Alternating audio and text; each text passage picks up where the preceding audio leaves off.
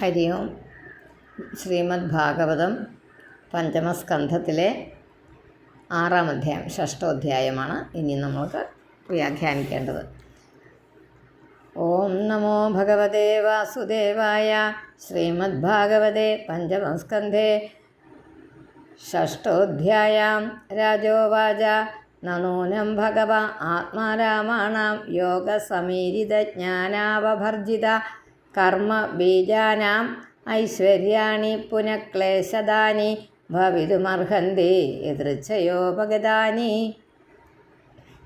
ഭഗവാൻ എന്ന് പറഞ്ഞാൽ അല്ലയോ ഭഗവാനെ, യോഗസമീരിത ജ്ഞാനാപഭർജിത കർമ്മ ബീജാനാം ആത്മാരാമാണ, യോഗത്താൽ ഉജ്ജ്വലിക്കപ്പെട്ട അറിവ് കൊണ്ട് ദഹിപ്പിക്കപ്പെട്ട കർമ്മങ്ങളുടെ ബീജത്തോട്, കർമ്മത്തിൻ്റെ ആ ഇതുണ്ടല്ലോ, അത് ആ തുടക്കം ഇതെവിടെ നിന്ന് ഉത്ഭവിച്ചെന്നുള്ളത്, അത് ആത്മാരാമന്മാർക്ക് യദൃച്ഛയോപഗതാനി യാദൃശ്ചികമായിട്ട് വന്നതാണ്.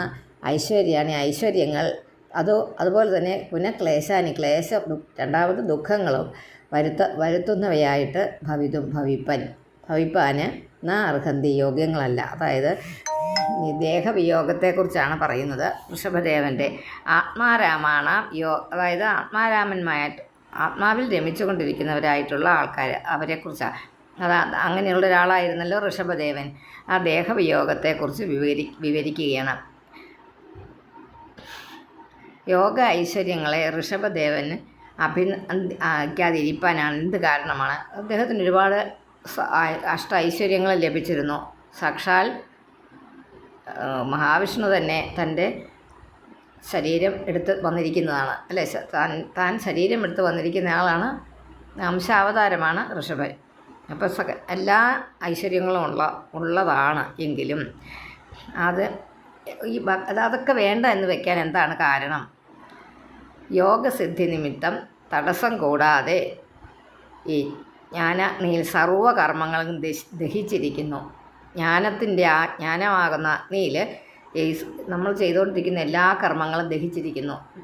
കർമ്മങ്ങളൊന്നും ഇല്ല. കർമ്മങ്ങളില്ലാത്ത കൊണ്ട് തന്നെ കർമ്മം ചെയ്യുന്നതിൻ്റെ ആ കർമ്മവാസന, കർമ്മബന്ധം, അതാണ് കർമ്മബന്ധം നമ്മളെ പിടികൂടുന്നില്ല. എപ്പോഴും ആചാര്യന്മാർ പറയുന്നതല്ലേ കർമ്മബന്ധം. അതെന്തായി കർമ്മബന്ധം? കർമ്മം ചെയ്യുമ്പോൾ എന്ത് കർമ്മം ചെയ്താലും അതിന് ഗുണമുണ്ടാകുമ്പോൾ സന്തോഷിക്കുകയും അതിന് പ്രത്യേകം പ്രയോജനമുണ്ടാകാതിരിക്കുമ്പോൾ ദുഃഖിക്കുകയും ചെയ്യുന്ന ഒരവസ്ഥ. നമ്മൾ ഏത് കർമ്മമായിക്കോട്ടെ, അതുകൊണ്ട് ഒരു നിസ്സംഗമാണ്. അതിനകത്തുനിന്ന് ഒരു അഭിനന്ദനമോ അല്ലെങ്കിൽ ഒരു പരാമർശമോ അല്ലെങ്കിൽ ഒരു തിക്താനുഭവമാണേലും, നമുക്ക് അനുകൂലമായിട്ടുള്ളതാണെങ്കിലും പ്രതികൂലമായിട്ടുള്ളതിലും എന്ത് അനുഭവവും നമ്മളെ ബന്ധിപ്പിക്കും, അല്ലേ? സുഖമാണെങ്കിൽ സന്തോഷിപ്പിക്കും, ദുഃഖമാണെങ്കിൽ ദുഃഖിപ്പിക്കും. അപ്പം ഇത് രണ്ടും ഏക്കാത്തൊരു രൂപത്തിലെത്തി ഈ ഋഷഭദേവൻ. അതുകൊണ്ട് തന്നെ തൻ്റെ ആത്മാവിൽ സന്തോഷിച്ചിരിക്കുന്ന ആൾ, ആത്മാവിൽ രമിച്ചുകൊണ്ടിരിക്കുന്ന ആളതാ ആത്മാരാമന്മാരെന്ന് പറയുന്നത്. അതുപോലെ പുനർജന്മ മരണങ്ങളെ ഉണ്ടാക്കി തീർക്കുവാനോ യോഗശക്തി ഉണ്ടാകുമ്പോൾ അതുകൊണ്ട് എന്തെങ്കിലും പ്രയോജനം ചെയ്യാനോ വന്നു ചേർന്ന സിദ്ധികളെ ഇതൊന്നും ആദരിച്ചില്ലെന്ന് പറഞ്ഞില്ലേ, അതിനൊന്നും അദ്ദേഹം സ്വീകരിച്ചില്ല. പരകായ പ്രവേശം മുതൽ ഉള്ള ജ്ഞാനങ്ങൾ ഉണ്ടായിട്ടുണ്ട്. നമ്മുടെ ശങ്കരാചാര്യ സ്വാമികൾക്കുമൊക്കെ ആ ഒരു സിദ്ധി നേടിയതായിരുന്നാണ് പറഞ്ഞത്. അവരതുകൊണ്ട് പ്രയോജനപ്പെടുത്തി, അല്ലാതെ അത് ദുരുപയോഗപ്പെടുത്തിയില്ല. അതുകൊണ്ട് സ്വയമേവ വന്ന് ചേർന്ന സിദ്ധികളെ ആചരിക്കാഞ്ഞതിന് മതിയായ കാരണം എന്താണെന്ന് അരുളി ചെയ്യുവാൻ കരുണയുണ്ടാകണമെന്നാണ് പറഞ്ഞത്. രാജാവ് പറഞ്ഞത് എന്തുകൊണ്ടാണ് അങ്ങനെ ചെയ്തതെന്ന്. രാജാവ് ഇവിടെ ആരാ? പരീക്ഷിത്താണേ. ഋഷിരുവാച സത്യമുക്തം കിന്ത്വിഹ വാ ഏകേന മനസോദ്ധ വിശ്രംഭ മനവസ്ഥാനസ്യ ഷഠകിരാത ഇവ സംഗച്ഛന്തേ.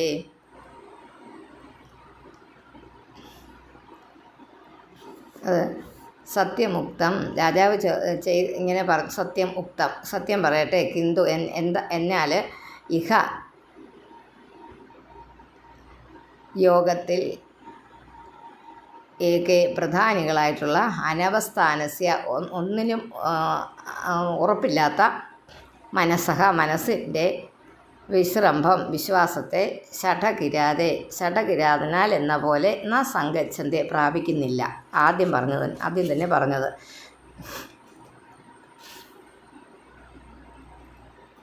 അത് ഒരു കഥ അല്ല ഒരു കാര്യം ഇതിനകത്ത് സൂചിപ്പിക്കുന്നുണ്ട്. രാജാവ് ഈ ചോദ്യം ചോദിച്ചപ്പം ശുഗബ്രഹ്മർഷിയാണിത് പറഞ്ഞു കൊടുക്കുന്നു. എങ്ങനെയാണ് പറഞ്ഞത്? ശുഗബ്രഹ്മർഷി പറയുന്നെന്ന് ഇവിടെ ആരാ പറയുന്നത്? സൂതൻ ശൗനകാദികളോട് പറയുന്നു. ആ കഥയാണ് ഇവിടെ നമ്മുടെ മൈത്രേയ മഹർഷി വിതുരരോട് പറഞ്ഞു കൊടുക്കുന്നു. വിതുര മൈത്രേയ സംവാദമായത്. അപ്പോൾ അതിനകത്തെ അവിടം വിട്ടിട്ട് നേരിട്ട് രാജാവ് ചോദിക്കുകയാണ് ശുഗനോട് എന്നാണ് ഇപ്പോൾ ഇവിടെ പറഞ്ഞത്. രാജോവാച എന്ന് പറയുന്നത് പരീക്ഷിത് രാജാവും ശുഗനുമായിട്ടുള്ള സംഭാഷണമാണ്. അതുപോലെ തന്നെ പറഞ്ഞിരിക്കുന്നു. ആ രാജാവിൻ്റെ കാര്യമായതുകൊണ്ട് ഋഷഭനൊരു രാജാവായിരുന്നല്ലോ, അതുകൊണ്ട് തന്നെ ആയിരിക്കാം പരീക്ഷിത്ത് ഈ ചോദ്യം അവിടെ ഒന്ന് ഉന്നയിച്ചത്. ഇത്രയൊക്കെ കിട്ടിയിട്ട് ഗുണങ്ങൾ ഉള്ള കാര്യങ്ങളൊക്കെ കിട്ടിയിട്ടും എന്തുകൊണ്ട് ഋഷഭ രാജാവ് അതൊന്നും സ്വീകരിക്കാതെ ആത്മാരാമനായി തീർന്നു? അങ്ങ് പറഞ്ഞത് സത്യം തന്നെയാണ്. എന്നാൽ ബുദ്ധിയുള്ളവർ ഈ ചഞ്ചല സ്വഭാവമുള്ള മനസ്സിൽ വിശ്വാസമുള്ളവരല്ല. അവരിങ്ങനെ മാറി ചിന്തിക്കുന്നവരല്ല.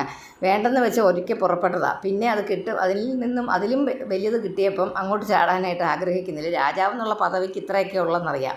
അത് വേണ്ടെന്ന് വെച്ച് പോകുന്നപ്പോൾ ഈ സിദ്ധിയൊക്കെ കിട്ടിയപ്പം അത് കുറേ കൂടെ വലുതല്ലേ, അത് വേണേൽ സ്വീകരിക്കാം. അങ്ങനെയില്ല. ആദ്യമേ വേണ്ടെന്ന് വെച്ചു, പിന്നെ വേണ്ട, അത്രയേ ഉള്ളൂ. അത് വഞ്ചകനായ കിരാതനാൽ പിടിക്കപ്പെട്ട മൃഗങ്ങൾ വിശ്വസിക്കുകയില്ലല്ലോ. കിരാതനിൽ വിശ്വസിക്കുമോ? ഒരിക്കലെങ്കിലും പിടിക്കപ്പെട്ടു. ആ കിരാതന് കാട്ടാളൻ കെണി വെച്ച് മൃഗങ്ങളെ പിടിച്ചാൽ ആ മൃഗങ്ങൾ ഈ കാട്ടാളനിൽ വിശ്വസിക്കുമോ? ഇല്ല. യോഗ ഐശ്വര്യങ്ങളെ ആദരിച്ച് തുടങ്ങുമ്പോൾ മനസ്സ് വീണ്ടും ആവക ഉണ്ടാവും. യോഗ ഐശ്വര്യങ്ങളൊക്കെ കിട്ടുമ്പോൾ അതിനകത്ത് സന്തോഷിക്കുമ്പോൾ വീണ്ടും ആ സുഖങ്ങളിൽ ആസക്തമായി കൂടായെന്നില്ല. അതുകൊണ്ട് അങ്ങനെ വരാതിരിക്കാൻ വേണ്ടിയിട്ട് മാറി നിന്നു എന്നേ ഉള്ളൂ. ഇത്രയേ ഉള്ളൂ. തഥാ ചോക്തം ഉക്തം ആണ്. ന കുര്യാത് കർഹിചിത് സഖ്യം മനസി ഹ്യനവസ്ഥിതേ യത് വിശ്രംഭാത് ചിരാചീർണം ചസ്കന്ധ തപ ഐശ്വര്യം. മനസ്സ് അനവസ്ഥിതേ ചഞ്ചലമായിരിക്കുമ്പം, ഒരേപോലെ ഉറച്ചു നിൽക്കാത്തപ്പോൾ, കർഹിചിത് ഒരിക്കലും സഖ്യം അതുമായിട്ടൊരു സഖ്യമുണ്ടാക്കാൻ, അങ്ങോട്ടും ഇങ്ങോട്ടുള്ളൊരു സഖ്യമുണ്ടാക്കാൻ എന്നാ കുര്യാത് ചെയ്യരുത്. ഇത് വിശ്രംഭാത യാതൊന്നിൽ വിശ്വാസ്യം കാരണമായിട്ട് ചിരാത് ചീർണം വളരെ കാലം കൊണ്ട് സമ്പാദിച്ചതായ ചിരാത് ചീർണം, അത് വളരെ കാലം കൊണ്ട് നമ്മൾ സ്വരുക്കൂട്ടി വെച്ച ഐശ്വര്യം ഈശ്വര തപസ് ചസ്കന്ധ ശ്രവിച്ചു പോയി, അത് ഇല്ലാതായിപ്പോയി, അത് ഒഴുകിപ്പോയി. അതുപോലെ അത് പറഞ്ഞിരിക്കുന്ന മനസ്സ് ചഞ്ചല സ്വഭാവമുള്ളതാകയാൽ ഒന്നിന്മേലും ഒരു കാലത്തും ബുദ്ധിയുള്ളവർ ഇഷ്ടം തോന്നിക്കാതെ വെക്കും. കാരണം അതിനോട് താല്പര്യം തോന്നിക്കാതെ വെക്കും, അല്ലേ? അത് സത്യമായൊരു കാര്യമാണ്. കാരണം നമുക്ക് ഏത് കാര്യമാണല്ലോ ഐശ്വര്യം എന്ന് പറയുന്നത് എന്തും ആകാം. ഐശ്വര്യം ഇപ്പോൾ ഈ പറഞ്ഞ സിദ്ധികളാകാം, എന്തെങ്കിലും തരം കഴിവുകളാകാം. ആ കഴിവുകളൊക്കെ ഉപയോഗിച്ച് നമുക്ക് എന്തെങ്കിലും നമ്മൾ അതിനകത്തുനിന്ന് നേടുന്നതായിട്ട് തോന്നുക എന്നിരിക്കട്ടെ, അതൊരു കർമ്മബന്ധമാണ്. ആ ബന്ധത്തിനെ ആഗ്രഹിക്കാത്തവർ അതിൽ നിന്ന് പിൻവാങ്ങും. അത് പല പല ഉദാഹരണങ്ങൾ നമുക്ക് ഉണ്ട്. അതിപ്പോൾ അതിനെക്കുറിച്ച് പറയുമ്പോൾ അത് വളരെ തെറ്റിദ്ധരിക്കപ്പെടുന്ന ഒരു വിഷയമാകും. കാരണം എന്തെങ്കിലും ചെയ്യുന്നതുകൊണ്ട് പ്രതിഫലം കിട്ടും. ആ കിട്ടുന്നത് നമ്മളെ എന്തിലോട്ട് പിന്നെ ആകർഷിക്കും? ആ കർമ്മങ്ങൾ ചെയ്യുന്നതിലോട്ട് ആകർഷിക്കും, അല്ലേ? എന്തുകൊണ്ടാണ്? അതിൽ നിന്ന് നമുക്ക് എന്തെങ്കിലും ഗുണം ഉണ്ടാകുന്നതുകൊണ്ട്. ആ ഗുണം വേണ്ട എന്ന് വെക്കാൻ അത്ര എളുപ്പമൊന്നും അല്ലത്. അതങ്ങനെ പെട്ടെന്ന് നമുക്ക് വേണ്ടെന്ന് വെക്കാൻ പറ്റില്ല, കിട്ടിക്കൊണ്ടിരിക്കുന്നതാണ്. അതിങ്ങനെ വന്ന് ചേർന്നുകൊണ്ട് അപ്പം നമ്മളുടെ മനസ്സിലിപ്പം ഞാൻ പ്രത്യേകിച്ചൊന്നും ആഗ്രഹിച്ചിട്ടില്ല, എനിക്ക് വന്നു ചേരുന്നത് ഞാൻ സ്വീകരിക്കുന്നതല്ലേ ഉള്ളൂ എന്ന്. അത് മനഃപൂർവ്വം ആ സ്വീകരണം അങ്ങ് നിർത്തുവാണെന്നുണ്ടെങ്കിൽ, അത് ആ കിട്ടുന്നത് അങ്ങ് വേണ്ട എന്ന് വെക്കുകയാണെന്നുണ്ടെങ്കിൽ അത് നമുക്ക് കർമ്മബന്ധങ്ങൾ ഉണ്ടാക്കുകയില്ല. വീണ്ടും വീണ്ടും ഈ കർമ്മം ചെയ്യാൻ നമ്മളെ പ്രേരിപ്പിക്കുകയില്ല. ഏത് കർമ്മമായാലും അല്ലാത്ത കർമ്മങ്ങൾ ചെയ്യുമ്പോൾ നിസ്വാർത്ഥമായ കർമ്മമാണല്ലേ. ഒരു കുഞ്ഞിനെ അമ്മ നോക്കുന്നത് ഒന്നും ഓർത്തിട്ടല്ല, വെറുതെ നോക്കുക. ആ കുഞ്ഞ് ഉണ്ടായി തൻ്റേതായി പോയി, തൻ്റെ കുട്ടിയായിട്ട് ജനിച്ചു പോയി, അപ്പം താൻ നോക്കാനത് ബാധ്യസ്ഥയാണ് എന്നോർത്ത് കുഞ്ഞിനെ നോക്കുക. പ്രത്യേകിച്ച് അത് കുഞ്ഞ് വലുതായി, നമ്മൾ പറയും വലുതായി കഴിയുമ്പോൾ നമുക്കൊരു ഉപകാരമാകുമെന്നോ അങ്ങനെ ഓർത്തൊന്നുമല്ല നമ്മൾ ചെയ്തത്. ആണോ? ഇപ്പോഴായിരിക്കും കുറേ കൂടെ വലുതായി കഴിഞ്ഞപ്പോൾ. പക്ഷേ ഒരു തീരെ കൊച്ചായിരുന്നപ്പോൾ നമ്മൾ അങ്ങനെ ചിന്തിച്ചിട്ടാണോ ചെയ്യുന്നത്? അല്ല. അത് എല്ലാ ആചാര്യന്മാരും പറഞ്ഞ ഒറ്റേ ഒരു ഉദാഹരണം, നിസ്വാർത്ഥമായ സ്നേഹവും നിസ്വാർത്ഥമായ കർമ്മവും ആ ഒന്നേ ഉള്ളൂ ഒരു കുഞ്ഞിനെ അമ്മ നോക്കുന്നത്. 4 ഇത് താരതമ്യേന ചെറിയ അധ്യായമാണ്, 19 ശ്ലോകങ്ങളേ ഉള്ളൂ. നിത്യം ദദാതി കാമസ്യ ഛിദ്രം തമനുയേരയഃ യോഗിന കൃതമൈത്രസ്യ പത്യുർജായേവ പുംസലി. കൃതമൈത്രസ്യ മിത്രഭാവത്തിൽ അംഗീകരിക്കപ്പെട്ടിരുന്ന അല്ലെങ്കിൽ വിശ്വസിച്ചിരുന്ന മിത്രമാണെന്ന് വിശ്വസിച്ചിരുന്ന യോഗിയുടെ മനസ്സ് കാമസ്യ കാമത്തിനും ആഗ്രഹത്തിനും അതിനെ അനുസരിച്ചുള്ള അര എന്ന് പറഞ്ഞാൽ ശത്രുക്കൾ, ശത്രുക്കൾ, ശത്രുക്കൾ, ശത്രുക്കൾ, ഇത് ബഹുവചന. യാതൊന്നുകളോ അവയ്ക്കും പുംസലി എന്ന് വെച്ചാൽ അത് വേശ്യാവൃത്തി നടത്തി ജീവിക്കുന്നവൾ, ജായ ഭാര്യ, പത്യോ ഭർത്താവിൻ്റെ നേർക്കെന്ന പോലെ അവസരത്തെ കൊടുക്കുന്നു. അതുപോലെ മിത്രഭാവത്തിൽ അംഗീകരിക്കപ്പെട്ടിരിക്കുന്ന ഒരു യോഗിയുടെ മനസ്സ് കാമത്തിനും കാമത്തെ അനുസരിച്ചിരിക്കുന്ന അതുകൊണ്ടുണ്ടാകുന്ന വേറെ പല കുഴപ്പങ്ങളുണ്ട്. കാമം കൊണ്ട്, ആഗ്രഹം കൊണ്ട്, ക്രോധാദി വൃത്തികൾക്കും പ്രവേശിപ്പാൻ അവസരം കിട്ടും അല്ലേ? ഈ ആഗ്രഹം വന്നു കഴിയുമ്പം കിട്ടാതെ, അതായത് എന്തിനോടെങ്കിലും ഒരു ആഗ്രഹം തോന്നും, അത് കിട്ടാതെ വരുമ്പോൾ നമുക്ക് ദേഷ്യം വരും. ആ ദേഷ്യം ക്രോധമുണ്ടാകും. ക്രോധം സമൂഹമുണ്ടാക്കുമെന്ന് ഭഗവത്ഗീതയിൽ പറയുന്നുണ്ട്. അപ്പോൾ അതുപോലെ ഇതുമൊക്കെ അങ്ങനെയാണ്. ആ വൃത്തികൾ യോഗിയെ യോഗത്തിൽ നിന്ന് തന്നെ അധപതിപ്പിക്കും. ഇതിപ്പം യോഗിയായിട്ടിരിക്കുക, ആ അവസരത്തിൽ പിന്നെയും അതിനകത്ത് തന്നെ മുക്തനായാൽ വീണ്ടും താൻ അധപ്പതിക്കും. അപ്പോൾ ഈ ഏറ്റവും പൊക്കത്തിൽ നിന്ന് വീഴുന്ന വീഴ്ച വളരെ ബുദ്ധിമുട്ടുള്ളതായിരിക്കും. പൊക്കത്തിൽ നിന്നാണ് ചിലപ്പോൾ കൈയൊടിയോ കാലൊടിയോ ചെയ്യുള്ളൂ. മറ്റേതാണ് തല തന്നെ തട്ടി നമ്മൾ തന്നെ ഇല്ലാതാകാം. അതുകൊണ്ട് രണ്ടാമതൊന്ന് എന്ന് വെച്ചാൽ ഒന്ന് വേണ്ടെന്ന് വെച്ചിട്ട് വീണ്ടും അതിനെ തന്നെ സ്വീകരിച്ച് വീണ്ടും അതുപോലത്തെ വേറൊരു കാര്യം കിട്ടുമ്പോൾ അതിനോട് കുട്ടൽ വന്ന് അതിനോട് താല്പര്യം തോന്നി വീണ്ടും വീണ്ടും നമ്മൾ ആ കർമ്മം ചെയ്ത് വീണ്ടും വീണ്ടും നമ്മൾ പിന്നെയും ബദ്ധരാകുകയാണ്. കർമ്മത്തിൽ ബന്ധിപ്പിക്കുകയാണ് നമ്മളെ തന്നെ.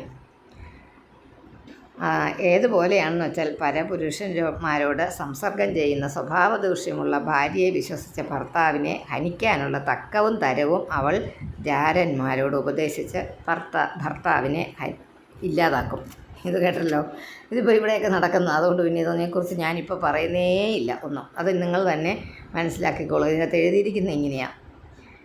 അർത്ഥത്തിനകത്തും പറഞ്ഞിരിക്കുന്നത് നമുക്ക് അറിയാം. പത്യുർ ജായേവ പുംസലി വൃത്തി, അതായത് വേശ്യാവൃത്തി നടത്തുന്ന ഒരു സ്ത്രീയെ, അതായത് ഭാര്യയായിട്ടിരിക്കുന്ന ഭാര്യയും ഭർത്താവും, ഭാര്യ അങ്ങനെ നടക്കുന്നതാണെങ്കിൽ അവൾ എന്ത് ചെയ്യും? അവളുടെ കാമുകന്മാരോട് പറഞ്ഞ് തൻ്റെ ഭർത്താവിനെ ഇല്ലാതാക്കും, മറ്റേ ആളുടെ കൂടെ പോകാൻ. എങ്ങനെയുണ്ട്? അതല്ല ഇപ്പം നടക്കുന്നത്. അത് അന്ന് വർഷങ്ങൾക്ക് മുമ്പ് എഴുതി വെച്ചിരുന്ന ഭാഗവതത്തിൽ. അങ്ങനെയുള്ളൊരവസ്ഥയാണെന്ന് യോഗമാർഗം സ്വീകരിച്ച ഒരാൾ വീണ്ടും ആ അതിനകത്തെ, അതായത് ആ യോഗഭാവത്തിൽ ഇരിക്കുമ്പോൾ കിട്ടുന്ന ആ ഐശ്വര്യങ്ങളെ കൊണ്ട് പിന്നെയും കാമത്തിന് വേണ്ടിയിട്ട്, ആഗ്രഹ നിവൃത്തിക്ക് വേണ്ടിയിട്ട് പിന്നെയും കർമ്മങ്ങൾ ചെയ്യുകയാണെങ്കിൽ അതിനകത്ത് പിന്നെയും നമ്മൾ ആ സംസാരത്തിൽ പെട്ടുഴലുക വീണ്ടും. അപ്പോൾ അത് വരാതിരിക്കാനാണ് ഋഷഭദേവൻ അങ്ങനെ ആ സിദ്ധികളെ ഒന്നും സ്വീകരിക്കാതിരുന്നത് എന്ന് രാജാവിനോട് ശുഗബ്രഹ്മർഷി അരുളി ചെയ്തു. 5 കാമോ മന്യുർമദോ ലോഭ ശോകമോഹഭയാദേഹ കർമ്മബന്ധസ്യന്മൂലഃ സ്വീകുര്യാത് കോനു തദ്ബുധഃ. കാമ ആഗ്രഹം, മന്യു കോപം, മദം ലോഭം, അതുപോലെ ദുഃഖം, തെറ്റിദ്ധാരണ, ഭയം എല്ലാം ബന്ധമാണ്. കർമ്മബന്ധവും. അതുകൊണ്ട് എന്താകുന്നതിനോടാണോ കൂടിയത് അതിനെ ബുദ്ധഃ അറിവുള്ള ഏതൊരുത്തൻ സ്വീകരിക്കും. ബുധ ക ഏതൊരുവൻ സ്വീകരിക്കും, ആരും സ്വീകരിക്കയില്ലെന്ന്. 6 അധൈവമഖിലലോകപാലലലാമോപി വിലക്ഷണൈർ ജഡവത് അവധൂതവേഷ ഭാഷാചരിതൈർ അവിലക്ഷിത ഭഗവത് പ്രഭാവോ യോഗിനാം സാംപരായ വിധിം അനുശിക്ഷയൻ സ്വകളേബരം ജിഹാസുർ ആത്മാനം അസംവ്യവഹിത ജിഹാസുർ ആത്മന്യാത്മാനം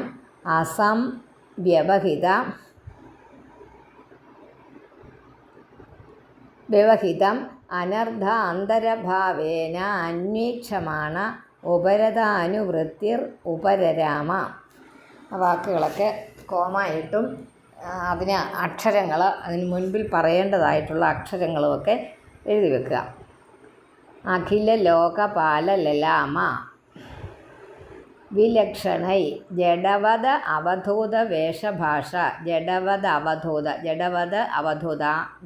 എന്ന് എഴുതിയിട്ട് അവധൂത എന്നാക്കിക്കോ. അവിടെ ആയെന്നും കൂടെ എഴുതിയാൽ മതി, അപ്പം ശരിയാകും. ഭഗവത് അവിലക്ഷിത ഭഗവത് പ്രഭാവ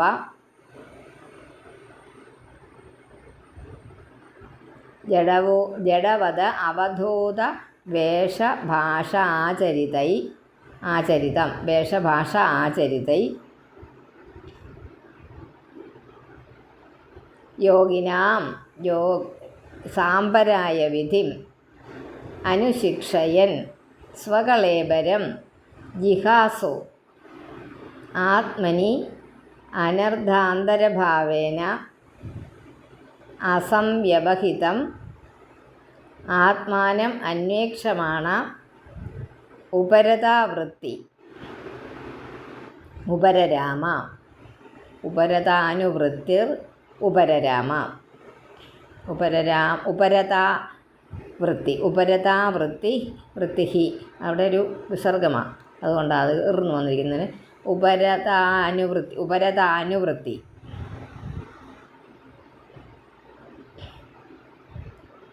ഉപരരാമ. ശരിയായില്ലേ എല്ലാ വാക്കുകളും? അധൈവം അഖിലലോകപാല ലലാമോപി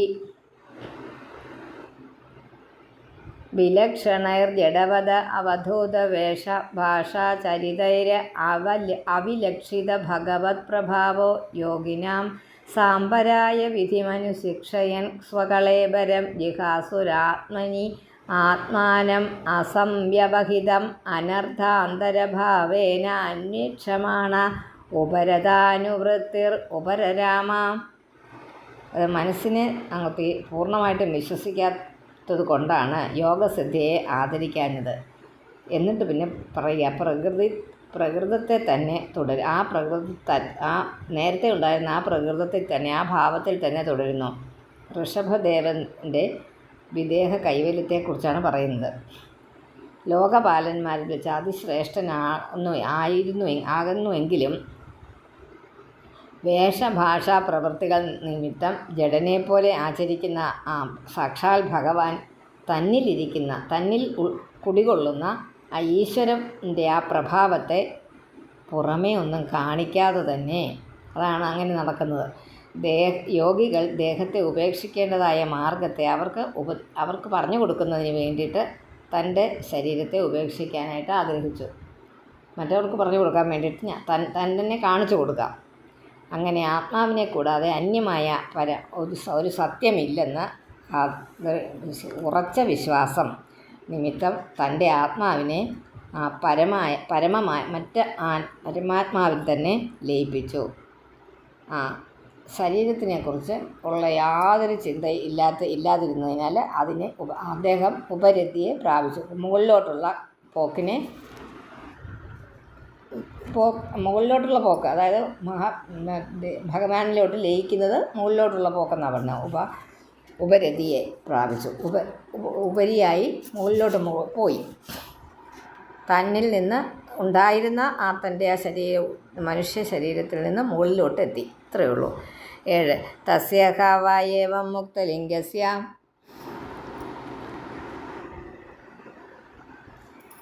തസ്യ ഹാവായേവം മുക്തലിംഗസ്യ ഭഗവത ഋഷഭസ്യ യോഗമായ വാസനയാ ദേഹ ഇമാം ജഗതീം അഭിമാന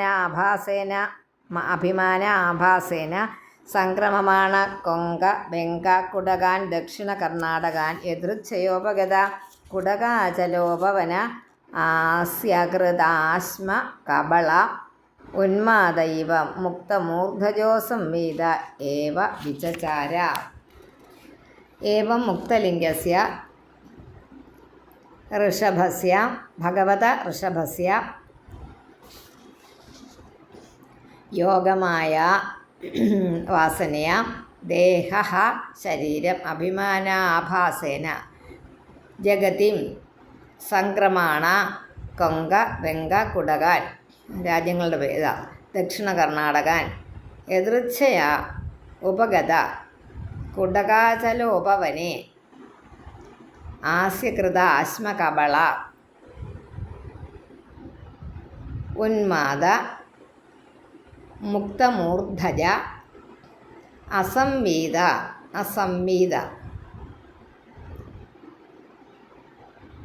വിചചാര അങ്ങനെ സഞ്ചരിച്ചു. എങ്ങനെയാണ് സഞ്ചരിച്ചതെന്നാണ് പറഞ്ഞത്. അത് നമ്മുടെ ഈ ഭാഗത്തൊക്കെ വന്നിട്ടുണ്ട് അദ്ദേഹം. അപ്പം പറഞ്ഞ സ്ഥലങ്ങളിലൊക്കെ പെട്ടതാണ്. ഏവം മുക്തലിംഗസ്യ ഇങ്ങനെ മോചിക്കപ്പെട്ട ആ ശരീരത്തോടു കൂടിയവനായിട്ട് ഭഗവത ഋഷഭസ്യ ആ ഋഷഭൻ ദേവൻ ഭഗവാനായ ഋഷഭൻ യോഗമായ യോഗമായയുടെ വാസന കൊണ്ട് ദേഹ ശരീരം അഭിമാനാഭാസേന അഭിമാനത്തിൻ്റെ അഭിമാനത്തിൻ്റെ പ്രതിച്ഛായൽ ഭൂമിയെ സംക്രമണ സഞ്ചരിക്കുന്നതായിട്ട് എവിടൊക്കെ എത്തി? കൊങ്ക വെങ്ക കുടകാൻ ഈ സ്ഥലങ്ങളിലൊക്കെ എത്തി. കൊങ്കം വെങ്ക കുടകം എന്നീ രാജ്യങ്ങളെയും ദക്ഷിണ കർണാടകാൻ തെക്കൻ കർണാടകങ്ങളെയും യാദൃച്ഛികമായിട്ട് ഉപഗത പ്രാപിച്ചത്. ഇങ്ങനെ വന്ന കൂട്ടത്തിൽ ഇവിടെ എത്തിപ്പെട്ടു. കുടകാചല ഉപവനെ കുടക പർവ്വതത്തിൻ്റെ പ്രാന്തപ്രദേശങ്ങളിൽ ആസ്യകൃത ആശ്മകബള അതിൻ്റെ അന്തർഭാഗത്ത് കല്ല് നിറച്ചുകൊണ്ട് മുഖത്തിൻ്റെ അന്തർഭാഗം എന്ന് പറഞ്ഞാൽ വായ് എന്നേ ഉള്ളൂ. ഇതാ ഞാൻ വാക്കുകൾ പറയുമ്പോൾ ഒന്ന് ശ്രദ്ധിച്ചോണമെന്ന് പറഞ്ഞത്. അസകൃത ആശ്മകബള മുഖ അന്തർഭാഗത്തിൽ കല്ല് നിറച്ചുകൊണ്ട് വായിലൊരു കല്ലെടുത്തിടും. എന്തിനാ? മിണ്ടാതിരിക്കാൻ. നമുക്കൊക്കെ ചെയ്യാതെ വീട്ടിലെന്തെങ്കിലുമൊക്കെ പ്രശ്നങ്ങളുണ്ടെങ്കിൽ ഒരു കല്ല് വായിലെടുത്തിടുക. കഴുകിയ കല്ല് എപ്പോഴും കഴുകിയ കല്ല് വെച്ചേക്കുക വീട്ടിൽ. നമ്മൾ പറഞ്ഞു പോകുമെന്ന് ഉറപ്പുള്ളപ്പോൾ നമ്മൾ എന്ത് ചെയ്യുക? ആ കല്ലെടുത്ത് വായിലിടുക. അതവിടെ ഇരുന്നോളും. പിന്നെ മിണ്ടുകയില്ലാരും. അങ്ങനെയായിരുന്നു അദ്ദേഹം. ഉന്മാദമുള്ളവനെ പോലെ മുക്തമൂർധജ തലമുടിയൊക്കെ അഴിച്ചു പരത്തിയിട്ട് ഒരു വസ്ത്രം കൊണ്ടൊന്നും മറയ്ക്കാതെ അങ്ങനെ വിചചാര സഞ്ചരിച്ചു. 8 അഥ സമീരവേഗ വിധൂത വേണു വികർഷണ ജാതോഗ്രഹ ധാവാനല തദ് വനമാലേലിഹാന ധാവാനല തദ് വനമാലേലിഹാന സഹ തേന ദദാഹ.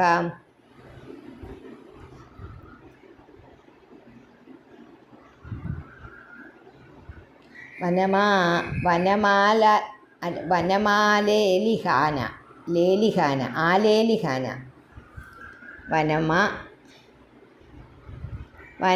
തദ് വനം ആലേലിഹാന അങ്ങനെയാണ് കേട്ടോ.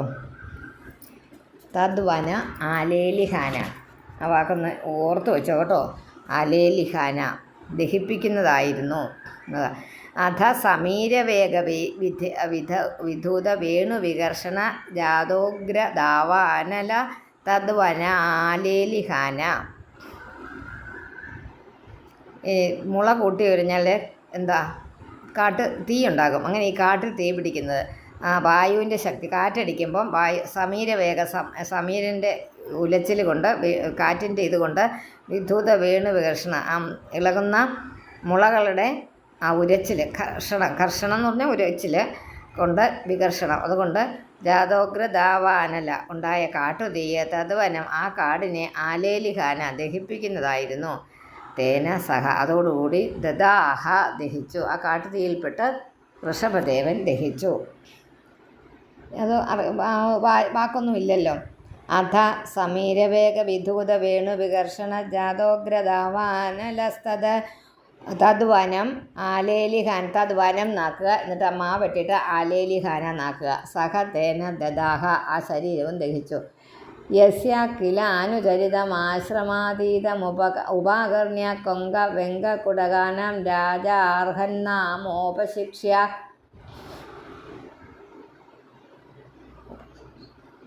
അർഹൻ രാജ അർഹൻ നാമ ഉപശിക്ഷ്യ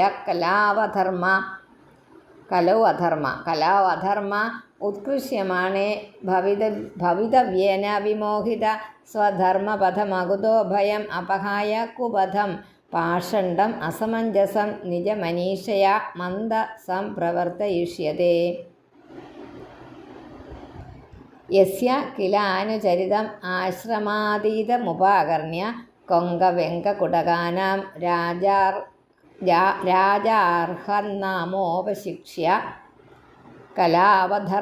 കലൗ അധർമ്മ ഉത്കൃഷ്യമാണേ ഭവിതവ്യേന വിമോഹിത സ്വധർമ്മപഥം അകുതോ ഭയം അപഹായ കുപഥം പാഷണ്ഡം അസമഞ്ജസം നിജമനീഷയാ മന്ദ സംപ്രവർത്തയിഷ്യതേ. അത് ഈ പറഞ്ഞ സ്ഥലങ്ങൾ കൊങ്ക വെങ്ക കുടകാനാം രാജ അർഹൻ, അതിനുള്ള അർഹൻ എന്നു പേരായവൻ, ആശ്രമാതീതം ആശ്രമങ്ങളെ അതിക്രമിച്ചിരുന്ന യസ്യ അനുചരിതം യാതൊരുവൻ്റെ ചരിത്രത്തെ ഉപാകർണ്യ കേട്ടിട്ട് അധർമ്മേ ഉത്കൃഷ്യമാണ് ഉത്കർഷത്തെ പ്രാപിക്കുന്നതായ കലിയിൽ ഭവിതവ്യേന ജനങ്ങളുടെ ജന്മാന്തര കർമ്മഫലമായിട്ട് വിമോഹിച്ചവനായിട്ട് അകുതോ ഭയം, ഒരു വിധത്തിലും ഭയത്തിന് ഒരു കാരണവുമില്ലാത്ത സ്വധർമ്മപഥം തൻ്റെ ധർമ്മമാർഗത്തെ അപഹായ വേണ്ടെന്ന് വെച്ചിട്ട് ബുദ്ധി ഇല്ലാത്തവനായിട്ട് ഉപശിക്ഷ്യ പഠിച്ചിട്ട് അസമഞ്ജസം ഉചിതമല്ലാത്തതും കുപഥം ദുർമാർഗവുമായ പാഷണ്ഡത്തെ നിജമനീഷയ സ്വബുദ്ധിയാൽ പ്രവർത്തിപ്പിക്കും. ഇത്രയുള്ളതൊക്കെ ഋഷഭദേവൻ്റെ പാഠങ്ങളിൽ ആ കാര്യങ്ങളിൽ പറഞ്ഞിരിക്കുന്നതേ ഉള്ളൂ. വായിക്കാൻ പഠിച്ചാൽ മതി കേട്ടോ. അതൊക്കെ ഞാൻ പറഞ്ഞ പഞ്ചമസ്കന്ധം ഒന്ന് വായിക്കാൻ നോക്കിയാൽ മതി. ഈ കഥകളൊക്കെ കഴിഞ്ഞാൽ പിന്നെ ഭൂഗോളവർണ്ണന അത് വായിച്ച് വിട്ടാൽ മാത്രം മതി. ഏനഹ വ കലൗ മനുജാപസദാ ദേവമായ മോഹിത സ്വവിധി നിയോഗ ശൗച ചാരിത്രവിഹീന ദേവഹേളനാനി അപവ്രതാനി നിജ നിദേച്ഛയാ ഗൃഹാണ അസ്നാനാൻ ആചമന ആശൗച കേശോല്ലോഞ്ചനാദീനി കലിനാധർമ്മ ബഹുലേന ഉപഹതധിയോ ബ്രാഹ്മണ യജ്ഞപുരുഷ ലോകവിദൂഷക പ്രായേണ ഭവിഷ്യന്തി. ഏന യാതൊന്നിനാൽ ദേവമായ വിമോഹിത ഈശ്വരൻ്റെ മായയാൽ മോഹിച്ചവരായ മനുജാപസദ കലൗ കലിയിൽ സ്വവിധി നിയോഗ ശൗച ചാരിത്രവിഹീന അപവ്രതാനി നിജേച്ഛയ ഓരോരുത്തരുടെ ഇഷ്ടപ്രകാരം ഗൃഹാന സ്വീകരിക്കുന്നവരും അസ്നാനാൻ ആചമന ആശൗച കേശോല്ലുഞ്ചനാദീനി, അതായത് സ്നാനം, കുളി, ആചമനം, ശൗചം മുതലായവ വെടിഞ്ഞു ഒന്നും ചെയ്യുന്നില്ല. മുടിയെല്ലാം പിഴുതെടുത്തും അധർമ്മബഹുലേന അധർമ്മം അധികരിച്ചിരിക്കുന്ന കലികാലത്തിൽ ഉപഹതധിയ ദുഷിപ്പിക്കപ്പെട്ട ബുദ്ധിയോടുകൂടിയവരും ബ്രാഹ്മണ യജ്ഞപുരുഷ ലോകവിദൂഷക, അതായത് വേദം, ബ്രാഹ്മണർ, ഈശ്വരൻ, സജ്ജനങ്ങൾ ഇവരെ ദുഷിക്കുന്നവരുമായിട്ട് പ്രായേണ മിക്കതും ഭവിക്കും. കലിയിൽ ഇങ്ങനെയൊക്കെ ഉണ്ടാകുമെന്ന്. അതായത് ഈശ്വരനില്ല എന്നുള്ള ഒരു ഇതാണ് പാഷണ്ഡൻ നിരീശ്വരവാദികൾ എന്ന് പറയും. അല്ല, വേദത്തെ എതിർക്കുന്നവർ. പാഷണ്ഡ പ്രചാരത്താൽ കലികാലത്തിൽ മനുഷ്യന്മാരെ അധമന്മാരാകും. അധർമ്മത്തിൻ്റെ ആധിക്യത്തോടുകൂടി കലിയായാലും ഈശ്വരന്മാരായാലും ബാധിക്കപ്പെട്ടു. ആണോ? ഈശ്വരന്മാർക്കും കലിയുണ്ടാകും. ബാധിക്കപ്പെട്ടവരും വിവേകം നശിച്ചവരുമായിട്ട് അവനവൻ്റെ ധർമ്മങ്ങളെ അനുശാസിക്കുന്ന ശാസ്ത്ര മര്യാദയൊന്നും അനുസരിച്ച് വേണ്ട. സ്നാനം, ആചമനം, ശൗചം മുതലായ ഓരോ വിധിയുണ്ട്. ആ വിധികളെ എല്ലാം സ്വന്തം ഇഷ്ടപ്രകാരം വേണ്ടെന്ന് നോക്കുക. എന്നിട്ട് തലമുടിയൊക്കെ പിഴുത് പറിച്ച് ഇപ്പം കാണുന്ന പോലെ കുറേ പറിച്ച് കുറേ കളഞ്ഞും കുറേ വെട്ടിയും കുറേ കെട്ടിയും ഒക്കെ വെച്ച് അതുപോലെ വേദവിരുദ്ധ വ്രതാദികളെ അംഗീകരിക്കുകയും ചെയ്യും. നടക്കുന്നതല്ലേ, വേദങ്ങളെയൊക്കെ നിഷേധിക്കുക. അതൊന്നും അല്ല സത്യം, വേറെയാണെന്നാണ് പറയുന്നത്. വേദത്തെയോ ബ്രാഹ്മണരെയോ ഈശ്വരനെയോ സജ്ജനങ്ങളെയോ ആദരിക്കുന്നവർ പ്രായേണ കലികാലത്തിൽ കുറഞ്ഞു വരും. അത് ശരിയല്ലേ? 11 തേജ ഹ്യർവാക്തനയാം നിജലോകയാത്രയാന്ധപരമ്പരയാ ആശ്വസ്താസ്തമസ്യന്തേ. ആശ്വസ്ത കഴിഞ്ഞിട്ടുള്ള സായങ്ങ് വെട്ടിക്കളയുക, അപ്പോൾ ശരിയായിക്കോളും.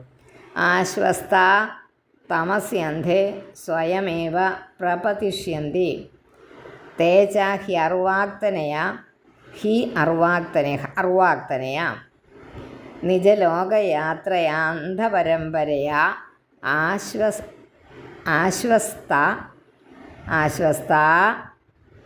തമസ്യന്ധേ. ആശ്വസ്ത കഴിഞ്ഞിട്ട് അസ വെട്ടിക്കളയുക. തമസ്യന്ധേ സ്വയമേവ പ്രപതിഷ്യന്തി.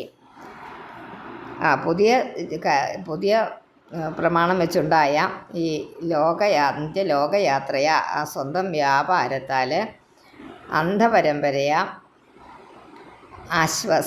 ആശ്വസ്ത അതിനകത്ത് വിശ്വസിക്കുന്നവരായിട്ട്, വിശ്വാസം വെച്ച് പുലർത്തുന്നവരായിട്ട്, അന്ധേ തമസി അതുപോലെ ഒരു നരകത്തിൽ തേ അവർ സ്വയം ഏവ പ്രപതിഷ്യന്തി താനെ തന്നെ ചെന്ന് വീഴുന്നു. അത് ഈ കലികാലത്തിലുണ്ടാകുന്ന ആ കലികാലത്തിലെ ആൾക്കാർക്കുണ്ടാകുന്ന ദൂഷ്യങ്ങളെക്കുറിച്ച് പറയുന്നത് കേട്ടോ. അത്രയേ ഉള്ളൂ. ഘോര നരകത്തിൽ ചെന്ന് വീഴും, അത്രയേ ഉള്ളൂ. 12 അയം അവതാരോ രജസോപപ്ലുത കൈവല്യോപശിക്ഷണാർത്ഥ തസ്യാനുഗുണാൻ ശ്ലോകാൻ ഗായന്തി. രജോ ഗുണത ഉപപ്ലുത കൈവല്യോപശിക്ഷണാർത്ഥ മോക്ഷമാർഗത്തെ അഭ്യസിക്കുന്നതായ ആ പ്രയോജനത്തിനോട് കൂടിയതാണ് അയം അവതാര, ഈ അവതാരം. തസ്യ അനുഗുണാൻ അതിനെ അനുസരിച്ചുള്ള ശ്ലോകാൻ പദ്യങ്ങളെ പാടുന്നു. ഈ അവതാരം ലോകത്തിൽ ദോഷത്തെ വർദ്ധിപ്പിക്കുന്നതല്ലയോ എന്ന് ശങ്കിക്കേണ്ട. ഒരു ദോഷവും വരുത്തുകയില്ല. രജോ ഗുണം നിമിത്തം വിവേകം കുറഞ്ഞവരെ ഉദ്ബോധിപ്പിച്ച് മോക്ഷമാർഗത്തിൽ വിടുന്നതിന് വേണ്ടിയിട്ടാണ് ഈ അവതാരം ഭഗവാൻ സ്വീകരിച്ചത്.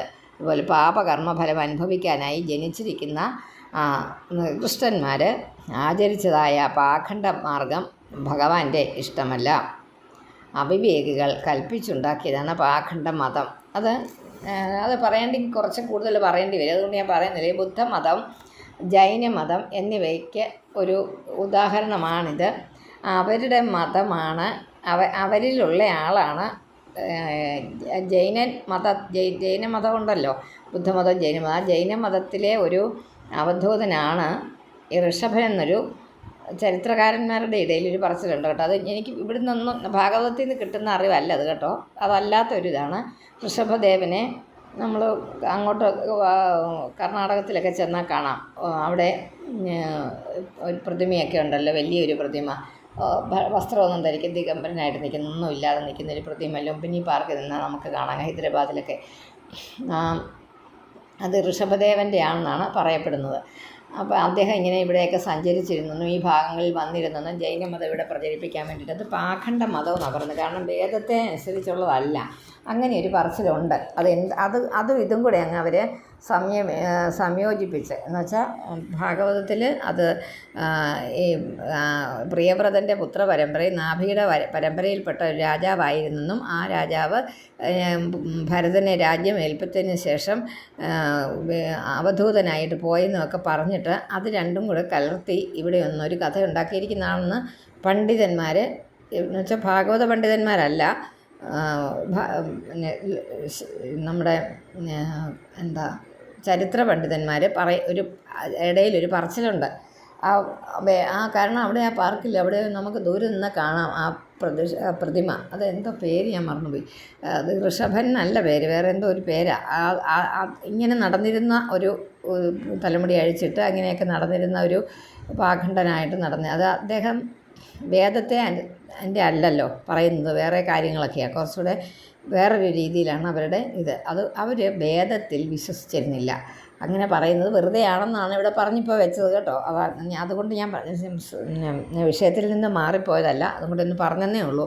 അങ്ങനെ ഒരു ചരിത്രവും കൂടെ ഈ കാര്യത്തിനുണ്ട്. ഇനി 13. ഇനി ഇത് ശ്ലോകങ്ങളാണ് കേട്ടോ. അഹോ ഭുവ സപ്തസമുദ്രവത്യദ്വീപേഷു സർവേഷു അധിപുണ്യമേതത് ഗായന്തി യത്ര ത്യജനാമുരാരേ കർമാണി ഭദ്രാണ്യവതാരവന്തി. അഹോ ഭുവ സപ്തസമുദ്രവത്യദ്വീപേഷു സർവേഷു അധിപുണ്യമേതത് ഗായന്തി യത്ര ത്യജനാമുരാരേ കർമാണി ഭദ്രാണി അവതാരവന്തി.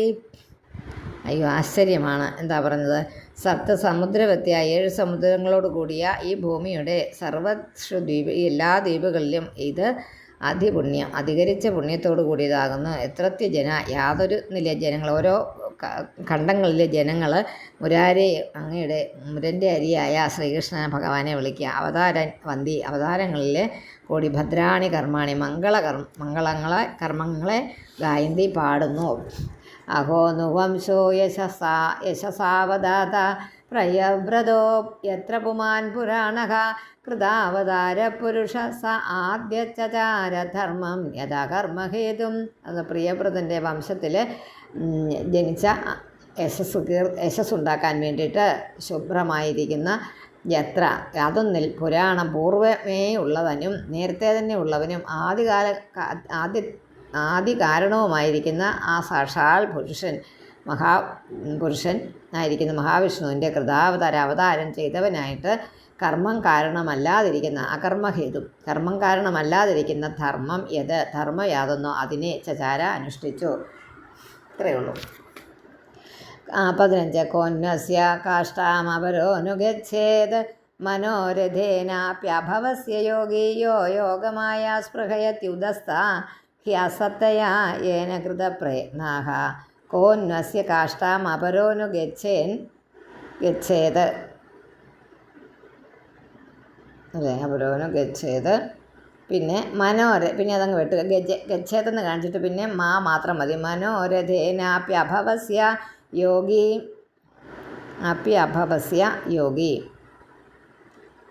അഭവസ്യ ജന്മാതിരഹിതനായ, ജന്മം മുതലായ ഒന്നുമില്ലാത്തവനായ, പ്രത്യേകിച്ച് ജന്മമൊന്നുമില്ല, അവതരിക്കുകയായിരുന്നു. യോഗമായ സ്പൃഹയന്ത്യുദസ്ഥ ഹ്യസത്തയ യേന കൃതപ്രയത്നം. ജന്മാദി വികാരങ്ങളൊന്നുമില്ലാതിരിക്കുന്ന ഭഗവാൻ ഋഷഭദേവൻ തന്നെ ആശ്രയിക്കാനായിട്ട് ഒരുങ്ങി തൻ്റെ സമീപത്ത് വന്നിരിക്കുന്ന ആ യോഗസിദ്ധികളെ വളരെ ചെറുതാണെന്ന് കണ്ടത് അത് തീർന്നു പോകുന്നതാണ് എന്നും നിലനിൽക്കുന്നതല്ലെന്ന് കണ്ട് നിരസിച്ചു. ആ സിദ്ധികൾ ലഭിക്കുന്നതിന് വേണ്ടിയിട്ട് ഒരുപാട് യോഗികൾ ആഗ്രഹിച്ചിരിക്കുന്നു. ഈ മഹാൻ്റെ നിലയെ മനസ്സാപി കാംക്ഷിപ്പാൻ ശക്തനല്ല. ഈ ആളിൻ്റെ ശക്തി എന്താണ് എന്ന് മനസ്സിൻ്റെ നില എന്താണെന്ന് മനസ്സിലാക്കാൻ കഴിയുന്നില്ല. 16. ഇതിഹാസ്മ സകല വേദലോക ദേവബ്രാഹ്മണഗവാം പരമഗുരോർ ഭഗവത ഈർഷഭാഗ്യസ്യ വിശുദ്ധാചരിതമീരിതം പുംസാം സമസ്ത ദുശ്ചരിതാഭിഹരണം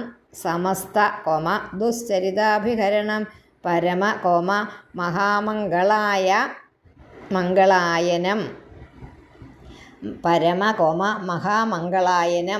പിന്നെ ഇതമനുശ്രദ്ധയോപചിതയാ,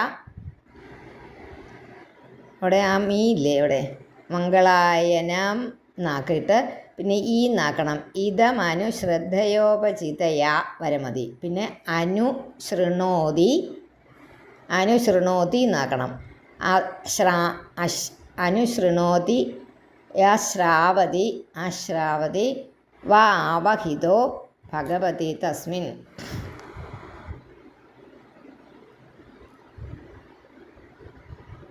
അശ്രാവതി എന്ന കേട്ടല്ലോ, എല്ലാം കിട്ടിയില്ലേ വാക്കുകൾ? ശൃണോതി, അശ്രാവയതി, വാവഹിതോ ഭഗവതി തസ്മിൻ വാസുദേവേ ഏകാന്തതോ ഭക്തിരനയോരപി അനുവർത്തിക്കുന്നു. ഈ പ്രകരണം അവസാനിപ്പിക്കാനായിട്ട് പറയുക. അതിൻ്റെ ശ്രവണ കീർത്തന ഫലങ്ങളാണ് ഈ പറയുന്നത്. ഇത് കേൾക്കുന്നവന് വേദശാസ്ത്രങ്ങൾ, ബ്രാഹ്മണ പശുക്കളുടെ പരിപാലകനും ജ്ഞാനമൂർത്തിയുമായ ഋഷഭദേവൻ്റെ ശുദ്ധധർമ്മ ആചരണത്തെ ഈ വിധം അങ്ങയോട് ഞാൻ പറഞ്ഞു. ജനങ്ങളുടെ എല്ലാ പാപങ്ങളും നശിപ്പിക്കുന്നതിന്, പരമമംഗളങ്ങളെ കിട്ടുന്നതിനും സമർത്ഥമായിരിക്കുന്ന ഈ ചരിതത്തെ, അതായത് ഋഷഭദേവൻ്റെ ചരിതത്തെ വളരെ വിശ്വാസത്തോടും ഭക്തിയോടും കൂടി ഏകാന്തഭാവത്തോടും യാതൊരുവൻ നിരന്തരം കേൾക്കുകയും കേൾപ്പിക്കുകയും ചെയ്യുന്നുവോ, ഈ രണ്ടു കൂട്ടർക്കും അന്തര്യാമിയായ ഭഗവാൻ വാസുദേവനിൽ ഒരാഗ്രഹവും കൂടാത്ത പരമഭക്തി ഉണ്ടാകും. നമുക്ക് രണ്ടു കൂട്ടർക്കും ഇപ്പോൾ ഒരു കുഴപ്പമില്ല, ഭക്തി ഉണ്ടാകും. ഭഗവാനിൽ നമുക്ക് ഭഗവാനെ പ്രാപിക്കാൻ സാധിക്കും. മോക്ഷം കിട്ടും. ആർക്ക്? പഠിക്കുന്നവർക്കും പഠിപ്പിക്കുന്നവർക്കും. ഇതിനകത്ത് എഴുതിയിരിക്കുന്ന കേട്ടോ, എല്ലാം നോക്കിയോ, അങ്ങനെ എല്ലാം എഴുതിയിരിക്കുന്നത്. അനുസൃണോതി ശ്രാവതി ഭാവഹിതോ ഭഗവതി തസ്മിൻ വാസുദേവ ഏകാന്തതോ ഭക്തിരനയോരപി സമാന്യവർത്ത്. ഭക്തി ഉണ്ടാകും, ഏകാന്ത ഭക്തി ഉണ്ടാകും ഭഗവാനിൽ നിന്ന്. ആർക്കാ? അത് കേൾക്കുന്നവനും കേൾപ്പിക്കുന്നവനും. അത്രയുമുണ്ട് കേട്ടോ. തീർക്കുവായി പ്രകരണം. യസ്യാമേവ കവയാത്മനം അവിരതം വിവിധ വൃജിന സംസാര പരിതാപോപതപ്യമാനം അനുസവനം. വിവിധ വൃജിന സംസാര പരിതാപോപതപ്യമാനം. അതൊന്ന് പിരിച്ചെഴുതാനായിട്ട് അവിടെ പറയണമെങ്കിൽ വിവിധ കോമ ഇടാം. വൃജിന സംസാര പരിതാപോപതപ്യമാനം എന്നെഴുതണം. അനുസവനം, തപ്യമാനം അനുസവനം എന്നാക്കാം അവിടെ. അപ്പം തപ്യമാനം കൊണ്ട് നിർത്തിയിട്ട് ഉപതപ്യമാനം അവിടെ കൊണ്ട് നിർത്തിയിട്ട് അനുസവനം സ്നാപയന്തഃ തയൈവ പരയാ നിർവൃത്യ. സ്നാപയന്തഃ പിന്നെ സ വെട്ടുക. തയൈവ പരയാ നിർവൃത്യ ഹി അപവർഗമാത്യന്തികം പരമ കോമ പുരുഷാർത്ഥമപി സ്വയമാസാദിതം നോ ഏവ അദ്രിയന്തേ ഭഗവദീയത്വേനൈവ പരിസമാപ്ത സർവാർത്ഥാഃ. നാനാവിധ പാപകർമ്മഫലമായ ഈ സംസാര ദുഃഖത്തിൽ ഒരുപാട് വിഷമിക്കുന്ന ആത്മാവിനെ ഭക്തിയിൽ തന്നെ വിവേകികൾ സമർപ്പിക്കുന്നു. അതുകൊണ്ട് അത് നിരന്തരം അവർക്ക് അനുഭവപ്പെട്ടു വരുന്ന ആനന്ദം നിമിത്തം അവരുടെ പ്രാർത്ഥന ഇല്ലെങ്കിൽ കൂടി ഭഗവാൻ അവരുടെ സമീപത്തേക്ക് അയച്ചിരിക്കുന്ന ഈ പുരുഷാർത്ഥമായ മോക്ഷത്തെ കൂടി അവരെ ആദരിക്കുന്നില്ല. അവർക്ക് വേണ്ട അതൊന്നും. ഭഗവാനോടുള്ള ഭക്തി എന്തുകൊണ്ടെന്നാൽ എല്ലാം ഭഗവത് സ്വരൂപമായിട്ട് തന്നെ അവർക്ക് അനുഭവപ്പെട്ടിരിക്കുന്നു. ഇത് മനസ്സിലാക്കുന്നവർക്ക് എല്ലാം ഭഗവത് സ്വരൂപമായിട്ട് അനുഭവപ്പെട്ടിരിക്കുന്നത് മോക്ഷത്തെ പോലും അവർ കാംക്ഷിക്കുന്നില്ല. രാജൻ പതിർഗുരുരലം ഭവതാം യദൂനാം ദൈവം പ്രിയ കുലപതി ക്വച കിങ്കരോവഹ അസ്ത്വേവമംഗ ഭഗവാൻ ഭജതാം മുകുന്ദോ മുക്തിം ദദാതി കരിഹി സ്മ ന ഭക്തിയോഗം. അതുകൊണ്ട് ഭക്തി സുലഭയും മുക്തി ദുർലഭയുമാണ്. ഭക്തി വളരെ പെട്ടെന്ന് കിട്ടാൻ മാർഗമുണ്ട്. മുക്തി വളരെ വിഷമിക്കാം, അത് വലിയ ബുദ്ധിമുട്ടാണ് എന്ന് ശങ്കിക്കേണ്ട, എന്ന് നിങ്ങൾ കരുതേണ്ട. എന്താ? പ്രേമലക്ഷണയായ ഭക്തിയെ ഭഗവാൻ വളരെ ദുർലഭമായിട്ട് നൽകുന്നുള്ളൂ എന്ന്. അതുകൊണ്ട് പാണ്ഡവന്മാരായ നിങ്ങൾക്കും യദുക്കൾക്കും ഭഗവാൻ ഉപദേഷ്ടാവായും ഉപാസിക്കുന്ന ദേവനായിട്ടും പറഞ്ഞു കൊടുക്കുന്ന ഗുരുവായിട്ടും പ്രിയ സുഹൃത്തായിട്ടും കുലത്തെ വേണ്ടതുപോലെ പാലിക്കുന്ന നാഥനായിട്ടും എന്ന് വേണ്ട, ചിലപ്പോൾ ഭൃത്യനായിട്ട് കൂടി, അതായത് അർജുനൻ്റെ കാര്യത്തിൽ ഭൃത്യനായിട്ട് അസൂതനായിട്ടാണ് ഭഗവാൻ യുദ്ധത്തിന് പോകുന്നത്. ഭഗവാന്റെ അങ്ങനെ നിന്നിട്ടുണ്ട്, നിങ്ങളുടെ കൂടെ നിന്നിട്ടുണ്ട്. അത് ഭഗവാന്റെ ഇച്ഛയാണ്, ഭഗവാൻ തീരുമാനിച്ചതാണത്.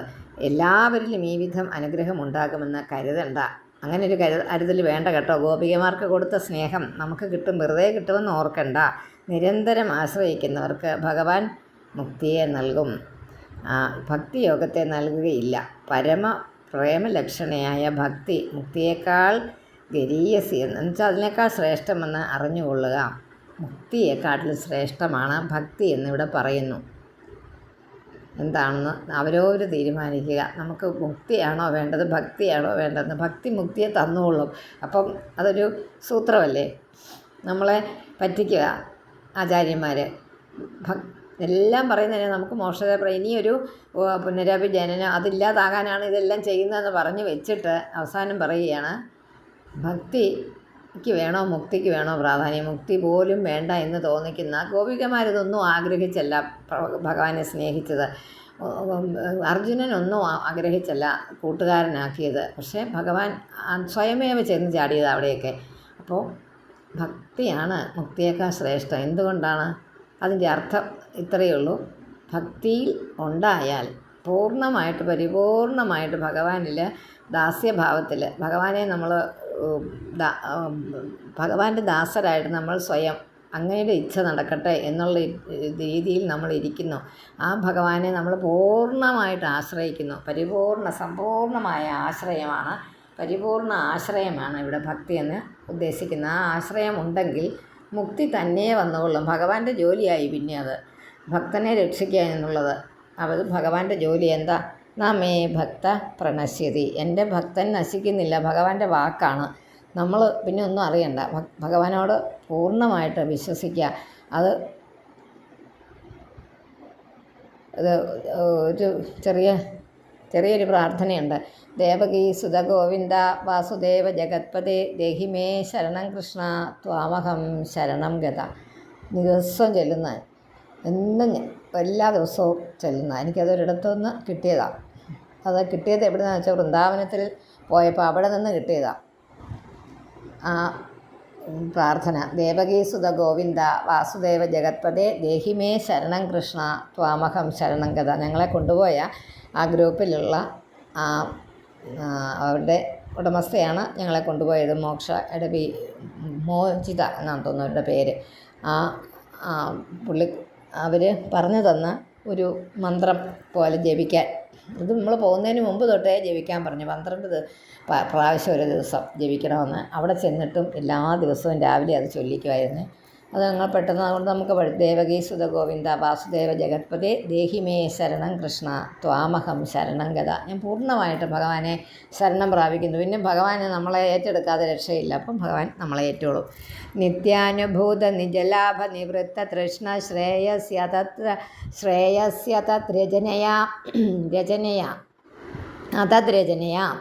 അതദ്രചനയാ ചിരസുപ്തബുദ്ധേ ലോകസ്യ കരുണയാ ഭയമാത്മലോകം ആഖ്യാനമോ ഭഗവതേ ഋഷഭായ തസ്മൈ. ഋഷഭാവതാരത്തെ ശുകാചാര്യന് അവതാരത്തെ നമസ്കരിക്കുന്നു, ഭഗവാനെ നമസ്കരിക്കുന്നു, ഋഷഭദേവനെ നമസ്കരിക്കുന്നു. നിരന്തരം അനുഭവിച്ചിരുന്ന ആത്മാനന്ദം നിമിത്തം ഒരു കാംക്ഷയും ഇല്ലാതിരിക്കുന്ന യാതൊരുവൻ ഭഗവാനാൽ ഭാവന നിമിത്തം അതിൻ്റെ പരിപാലന വിഷയത്തിൽ ഏർപ്പെട്ടിരിക്കാൻ പരമശ്രേയോ രൂപമായ മോക്ഷത്തെ ആലോചിക്കാതെ ഉറങ്ങിക്കിടക്കുന്ന സാധാരണ ജനങ്ങളെക്കുറിച്ചുണ്ടായ കാരുണ്യത്താൽ, അതായത് അതിനു വേണ്ടിയിട്ട് അദ്ദേഹം ഉപദേശം കൊടുത്തത് പ്രജകൾക്കും തൻ്റെ മക്കൾക്കുമൊക്കെ തൻ്റെ ആചരണത്താലും താൻ കാണിച്ചു കൊടുക്കുകയും ചെയ്തുകൊണ്ട് ആത്മതത്വത്തെ അവർക്ക് വെളിപ്പെടുത്തി കൊടുത്തുവോ ആ ഭഗവാനായ ഋഷഭദേവനായിക്കൊണ്ട് നമസ്കാരം. നിങ്ങളോട് വായിക്കാം. നിത്യാനുഭൂത നിജലാഭ നിവൃത്ത തൃഷ്ണ ശ്രേയസ്യ തദ്രചനയാ ചിരസുപ്തബുദ്ധേ ലോകസ്യ കരുണയാ അഭയമാണ് കേട്ടോ. കരുണയാ ഭയമാത്മലോകം ലോകസ്യ കരുണയാഭയമാത്മലോകം ആഖ്യാത് നമോ ഭഗവതേ ഋഷഭായ തസ്മൈ. ഓം ശ്രീകൃഷ്ണാർപ്പണമസ്തു. ഇതി ശ്രീമദ്ഭാഗവതേ മഹാപുരാണേ പഞ്ചമസ്കന്ധേ സ്വരൂപസ്ഥിതിപ്രകരണേ ഋഷഭദേവാചരിത വൈരാഗ്യനിരൂപണം നാമ ഷഷ്ടോധ്യായഃ. ഓം നമോ ഭഗവതേ വാസുദേവായ.